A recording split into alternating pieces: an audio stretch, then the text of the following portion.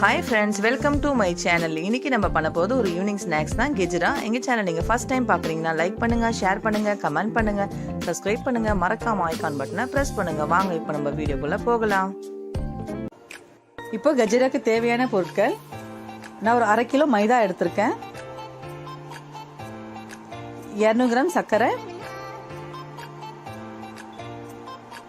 50 gram ரவை, ஒரு 4 தேங்காய் பதையை மிக்சியில் போட்டு அரைச்சி வறுத்து எடுத்திருக்கேன், 2 டேபிள் ஸ்பூன் நெய்,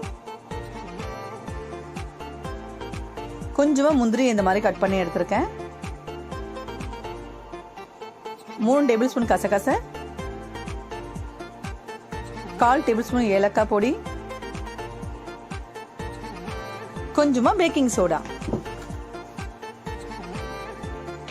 இப்போ நம்ம மாவு மிக்ஸ் பண்ணிக்கலாம். சுகரை சேர்த்துக்கலாம்,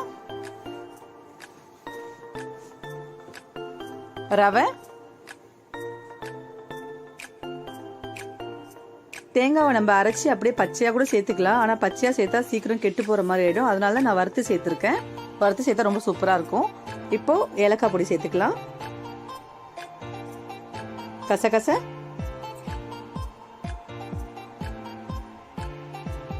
முந்திரி,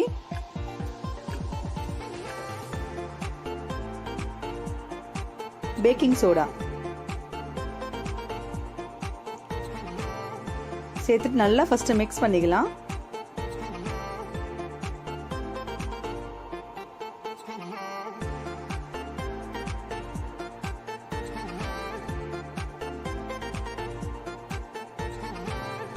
எல்லாமே இந்த அளவுக்கு மிக்ஸ் பண்ணதுக்கு அப்புறம் இப்போ நம்ம நெய் சேர்த்துக்கலாம்.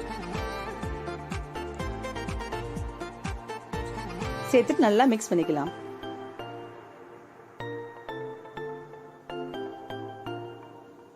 இந்த மாதிரி வர அளவுக்கு நல்லா மிக்ஸ் பண்ணிட்டு இப்போ நம்ம இதுல கொஞ்சம் கொஞ்சமா தண்ணி சேர்த்துக்கலாம். தண்ணி எடுத்தோடனே ரொம்ப சேர்க்க தேவையில்ல, கொஞ்சம் கொஞ்சமா சேர்த்து மிக்ஸ் பண்ணிக்கலாம். ஏன்னா நம்ம சர்க்கரை போட்டிருக்கோம், சர்க்கரை வந்து கரையும், அதனால தண்ணி ஒரு மாதிரி வந்து ஒட்டுற மாதிரி ஆயிடும் மாவு. அதனால தண்ணி வந்து கொஞ்சம் கொஞ்சமா சேர்த்துக்கலாம். சேர்த்துட்டு நல்லா சப்பாத்தி மாவு பதத்துக்கு நல்லா பிசைஞ்சு எடுத்துக்கலாம். சப்பாத்தி மாவு ரொம்ப சாஃப்டா பிசைவோம், இது கொஞ்சம் சாஃப்ட்னஸ் இல்லாம ஓரளவுக்கு பிசைஞ்சா போதும். ஏன்னா இதுல சுகர் இருக்கு, அதனால வந்து ஒரு மாதிரி கையில ஒட்டும். ரொம்ப கொஞ்சம் தண்ணி ஜாஸ்தியா போட்டு பிசைஞ்சா, அதனால இந்த அளவுக்கு பிசைஞ்சிட்டு இப்போ கையில இந்த அளவுக்கு ஒரு உருண்டை எடுத்துடலாம்.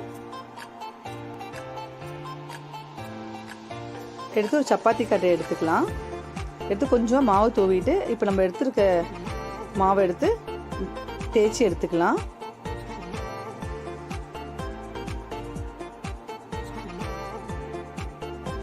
ரொம்ப மெலிசா இல்லாம ரொம்ப தின்னா இல்லாம ஒரு அளவுக்கு தேய்ச்சிக்கலாம்.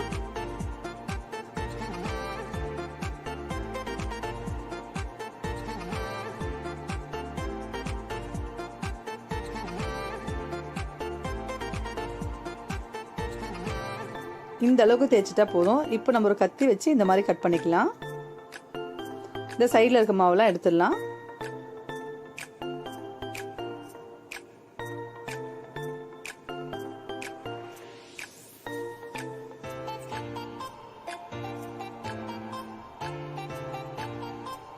இந்த மாதிரி டைமண்ட் ஷேப்ல கட் பண்ணி எடுத்துக்கலாம்.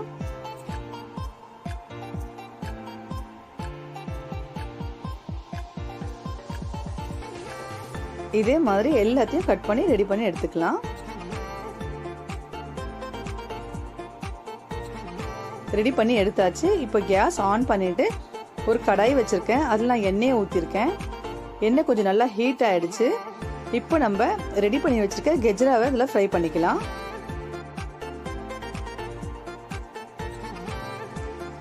இப்போ லைட்டாக திருப்பி விட்டுக்கலாம். கொஞ்சம் லைட்டாக வேகும் போது அது ஃபுல்லாக மேலே வர ஆரம்பிச்சிடும். இது வந்து ரொம்ப ஹை ஃப்ளேமில் வச்சு ஃப்ரை பண்ணணும்னு கிடையாது, ஓரளவுக்கு மீடியம் ஃப்ளேமில் வச்சு ஃப்ரை பண்ணிக்கோங்க.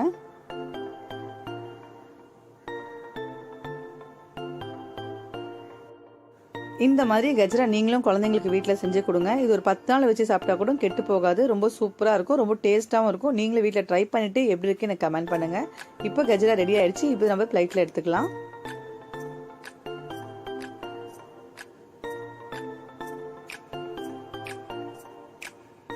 இதே மாதிரி இப்போ மற்றதையும் ஃப்ரை பண்ணி எடுத்துக்கலாம்.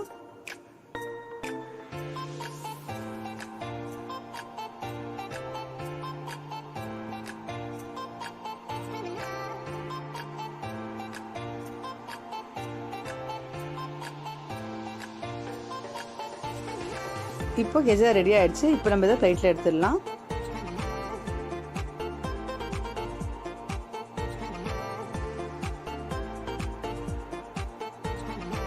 சூப்பரான டேஸ்டியான கெஜரா ரெடி ஆயிடுச்சு. இந்த ரெசிபி நீங்களும் வீட்டில் ட்ரை பண்ணிட்டு எப்படி இருக்கு எனக்கு கமெண்ட் பண்ணுங்க. இந்த வீடியோ உங்களுக்கு பிடிச்சிருந்தா லைக் பண்ணுங்க, ஷேர் பண்ணுங்க, கமெண்ட் பண்ணுங்க, சப்ஸ்கிரைப் பண்ணுங்க, மறக்காம ஐகான் பட்டனை பிரஸ் பண்ணுங்க. நெக்ஸ்ட் ஒரு வீடியோல சந்திக்கலாம். பாய் பாய் ஃப்ரெண்ட்ஸ். தேங்க்யூ ஃபார் வாட்சிங்.